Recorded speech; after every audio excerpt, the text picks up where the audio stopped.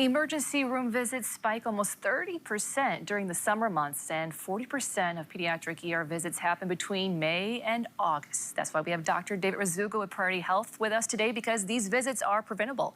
Thank you so much for being here with us, Dr. Rzutko. A lot of people My pleasure. Thanks for having me. Are going to be out and about, right? Yeah. They're moving around, they're active. What kinds of, ER visits do you typically see more of? Yeah, and we encourage that to be active in the summer months, but we see a lot of cuts and scrapes and bruises. People are rollerblading and they're using the hoverboards and things like that. Sun safety, we see a fair amount of sunburns that are severe that come in. Dehydration is also a big one this time of year.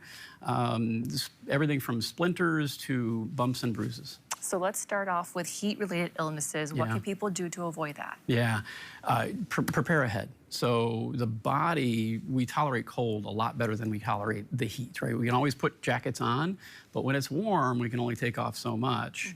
So prepare ahead in advance. Stay very well hydrated while you're going to be going out. Loose cotton clothing, breathable fabrics, a hat, sunglasses, maybe avoiding those really, really hot portions of the day in between 10 and noon are really all the recommendations. Okay, another big one, right? Especially this week with it being so hot, water safety. Sure. What do you want families to know before they head out to the beach or the lake? Absolutely. So drowning is a real thing, and we definitely want to focus on this. So we've got flotation devices, we've got life preservers and life jackets. Those will decrease drowning, but don't prevent it. So absolutely need to supervise the children 100% of the time when they're in and around any bodies of water. Drowning can be a very silent event.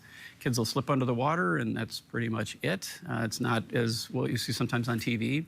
Never swimming alone is a really good recommendation. Always have a buddy. Doesn't matter if the child knows how to swim. We need to be supervising them pretty much 100% of the time. You can drown in as little as a few inches of water, depending on if you do have a problem while you're swimming. So always need to have buddies swimming and be mindful when you're in and around pools or ponds. Doesn't matter what the body of water is. Right, absolutely. Let's talk about another big one, right? Fireworks, campfires, grills. Right. Yeah, again, have a first aid kit for sure. So the fireworks, we do want to be out and enjoy. There's a lot of the over-the-counter fireworks that you can purchase legally.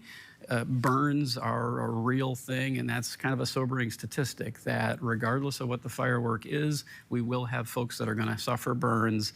There's a lot of other injuries that are associated with that, whether or not those are ocular injuries, eye injuries, ear injuries where we're subject to hearing. We've also got a lot of skin type things, and these can lead to long-term disfigurement if allowed. So best to enjoy professional fireworks, have folks and just go to enjoy them.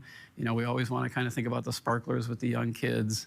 The fact of the matter is that sparkler looks fun, but then when it completely burns out, that tip is still over 2,000 degrees and can cause burns very easily. So prepare ahead. Yeah, and we know a lot of cookouts, right? A lot of food will be out and about, maybe sometimes for hours, right, on the table. Yes. What are the best practices to avoid food poisoning? Yeah, think about your coolers. So have your pre-prepared food and then the stuff that you're going to prepare on a grill, making sure that you're keeping track of what needs to be prepared in advance or not, keeping your drinks separate from the food that's going to be prepared. Be mindful of how long that food is sitting out. So on average, a few hours in ambient temperature is reasonable, but if we're getting above like the 80s and 90s, even as little as an hour can cause the E. coli's and the foodborne illnesses to increase. Okay. Good hand washing when we're doing that, right, as we're preparing the food, all those same precautions that you'd be doing at home. Okay, Dr. David Rzutko with Priority Health. Thank you so much for joining on. My We appreciate it.